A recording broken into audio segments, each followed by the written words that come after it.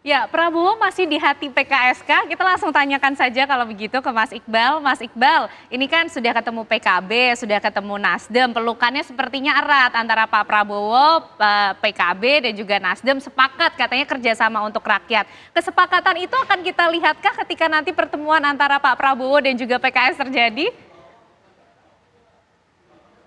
Ya saya kira kalau kedekatan dengan Pak Prabowo ini nggak usah diragukan ya. PKS 2 kali dalam pemilu itu mendukung, jadi pendukung utama bahkan ya. Bahkan Pak Prabowo itu selalu menyebut PKS itu segajahnya, teman sahabat segajah, bukan sekutu lagi ya, segajah. Tetapi lagi-lagi pada pemilu kali ini kami kebetulan berbeda pilihan, berbeda pandangan, sehingga memang pada periode ini tidak mendukung. Jadi kalau soal komunikasi, soal kedekatan nggak diragukan.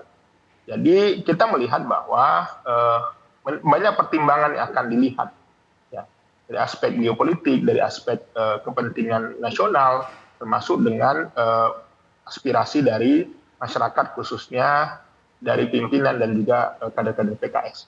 Tetapi kami meyakini Badan Pekerja Maju Suro yang sudah dibentuk tentu saja melakukan kajian yang mendalam, ya, komunikasi-komunikasi yang sangat efektif untuk melihat apakah berada di dalam dan di luar.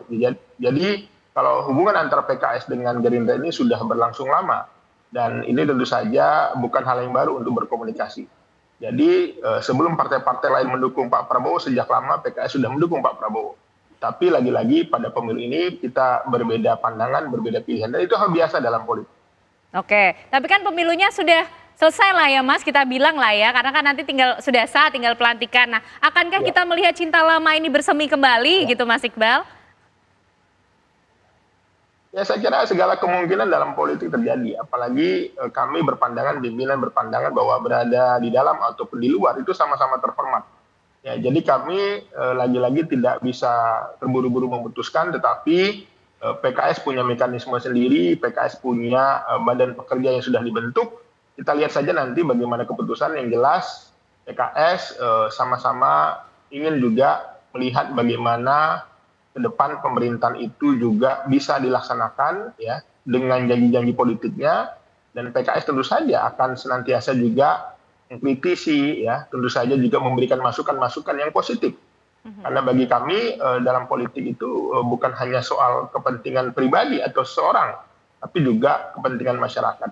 Dan apa yang kami tunjukkan selama periode pemerintahan Pak Jokowi adalah sesuatu yang juga efektif berada di luar, tapi juga bukan tidak mungkin berada di dalam. Jadi kita tunggu saja nanti hasil keputusan Majelis Suro PKS.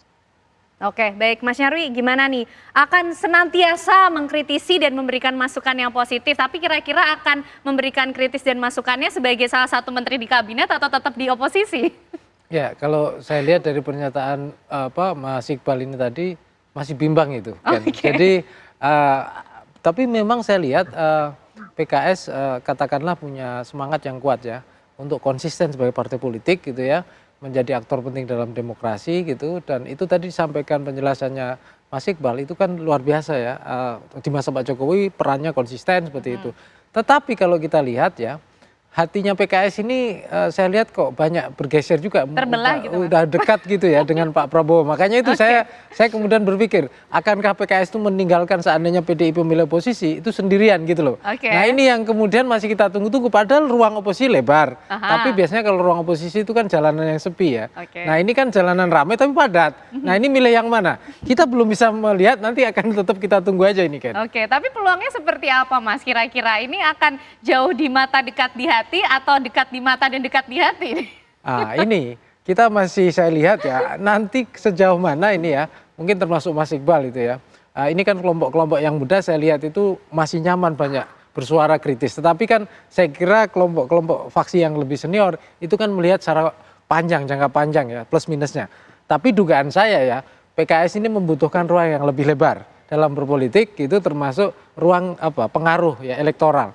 Nah mungkin dugaan saya pilihan-pilihan di luar itu masih dipertimbangkan oleh banyak orang. Tetapi juga kenapa begitu? Karena PKS ini termasuk partai kader yang cukup militan, punya banyak resources juga ya untuk diorganisir walaupun terbatas. Tetapi sisi lain juga ada ya masa kerinduan mungkin ya bisa jadi bagian dari lebih indah kalau kekuasaan. Iya, bagian dari kekuasaan, sama bukan hanya ke Pak Prabowo rindunya, tapi rindu ikut memerintah seperti masa SBY dulu, pemerintahan SBY. Nah itu kita tunggu juga. Tapi itu gimana Mas Nyarwi nanti di grassroots-nya sendiri nih dengan sikap PKS seperti apa?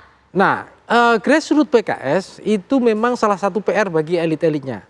Karena kalau kita lihat kan militansi pendukung PKS cukup besar kemarin dan konsisten loh kan dengan pemilu sebelumnya. Dan itu dalam posisi PKS di luar pemerintahan, apa istilahnya di luar faksi yang mendukung Prabowo Gibran. Nah pertanyaannya adalah kalau PKS melakukan pilihan ini butuh data riset yang baik.